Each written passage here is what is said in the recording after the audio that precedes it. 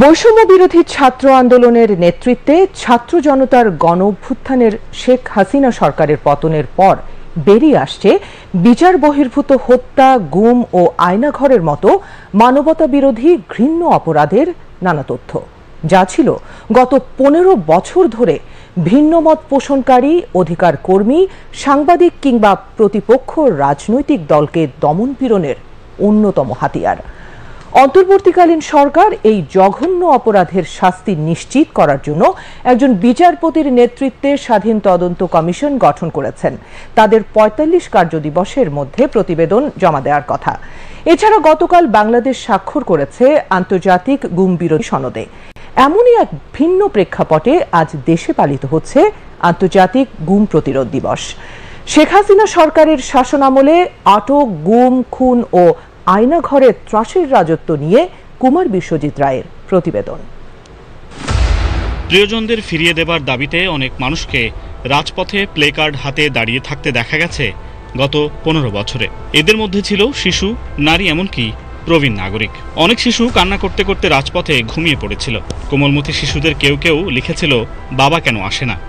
কোনো নারী স্বামী ফিরে আসার আকুতিতে প্রখর রৌদ্রে ছবি নিয়ে দাঁড়িয়েছিলেন।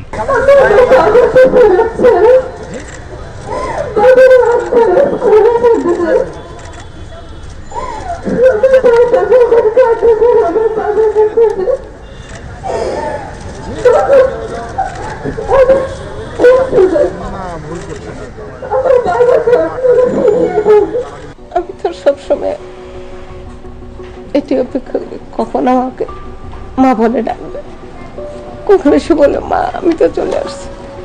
সবচেয়ে বড় সমস্যা হয়েছে আমরা সুস্থ থাকতে পারতেছি না, মানে ওর বাবাটাকে আমরা সহাইতে পারতেছি না আমাদের জীবন থেকে। আমাকে ইনকাম করতে হয়, বাচ্চা পালতে হয়, স্বামীকে খুঁজতে হয়। মানবাধিকার বিষয়ক সংগঠন অধিকারের মতে শেখ হাসিনার 15 বছরের শাসনামলে প্রায় 700 মানুষ গুম হয়েছে। এদের মধ্যে আছে বিরোধী রাজনৈতিক দলের নেতাকর্মী, ভিন্ন মত পোষণকারী, অধিকার কর্মী, সাংবাদিক এবং সাধারণ মানুষ। এ সময় আয়নাঘরের কাহিনী আলোচনার কেন্দ্রবিন্দুতে চলে আসে। জন্ম হয় মায়ের ডাক নামক বিভিন্ন সংগঠনের। বিশ্লেষকরা বলছেন, এসব গুম খুনের মূল উদ্দেশ্য ছিল নিজের ক্ষমতা কুক্ষিগত করে রাখার অপচেষ্টা এবং জনমনে ত্রাস সৃষ্টি করা। আইন শৃঙ্খলা রক্ষার পরিচয় দিয়ে বসুন্ধরা আবাসিক এলাকা থেকে করা হয়েছিল, কিন্তু আমরা ভাদরা থানায় অনেকবার গিয়েছি, কিন্তু ওরা বলে যে না, গুম করা হয়নি। আইন শৃঙ্খলা পরিচয় দিয়ে গুম করা হয়েছে। আমার মা প্রেস ক্লাবের সামনে অনেকবার অজ্ঞান হয়ে পড়ে, কিন্তু আমরা এখন পর্যন্ত 8 বছর পর কোনো খোঁজ খবর পাইনি।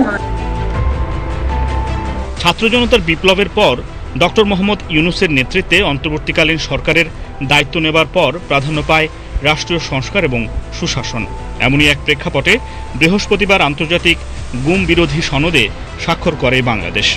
এতে বাংলাদেশের মানুষের গুম হওয়া থেকে রক্ষা পাওয়ার আইনগত আন্তর্জাতিক ভিত্তি সূচিত হল নতুন অধ্যায়। বিশ্লেষকরা বলছেন, কর্তৃত্ববাদী শাসন টিকিয়ে রাখতে মানবাধিকারের চরম লঙ্ঘন করে শেখ হাসিনা সরকার বিগত 15 বছরে যেভাবে গুমকে হাতিয়ার হিসেবে ব্যবহার করেছিল, সেই দুঃশাসন যেন কোনোদিন আর দেশবাসীকে প্রত্যক্ষ করতে না হয়, সেই আশায় বুক বেঁধেছে কোটি কোটি মানুষ।